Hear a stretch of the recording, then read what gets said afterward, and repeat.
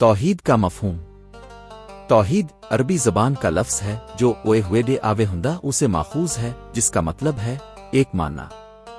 اسلامی اصطلاح میں توحید کا مطلب ہے اللہ تعالیٰ کو اس کی ذات، صفات، افعال، عبادت اور اختیارات میں یکتا اور بے مثال مانا۔ توحید کی اقسام: 1 توحید ربوبیت، اللہ تعالیٰ ہی خالق، مالک، رازق اور تمام کائنات کا نظام چلانے والا ہے۔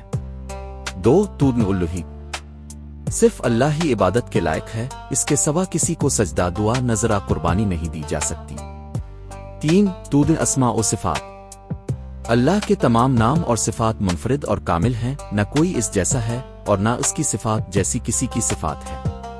توحید کی اہمیت: 1 اسلام کی بنیاد، توحید اسلام کی سب سے پہلی اور بنیادی تعلیم ہے۔ کلمہ اسی توحید کا اعلان ہے۔ 2 تمام انبیاء کی دعوت، تمام انبیاء کی بنیادی دعوت یہی تھی۔ 3 شرک سب سے بڑا گناہ، قرآن میں اللہ تعالیٰ فرماتا ہے 8۔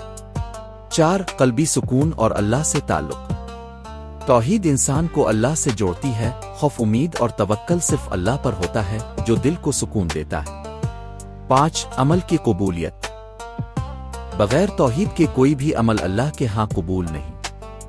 توحید کا انکار شرک کے اثرات، شرک انسان کو جنت سے محروم کر دیتا ہے۔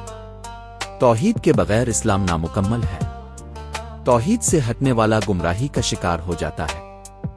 خلاصہ: توحید اسلام کی روح ہے، اللہ تعالیٰ کو ہر اعتبار سے ایک مانا اور صرف اسی کی عبادت کرنا مسلمان کی سب سے بڑی شناخت ہے۔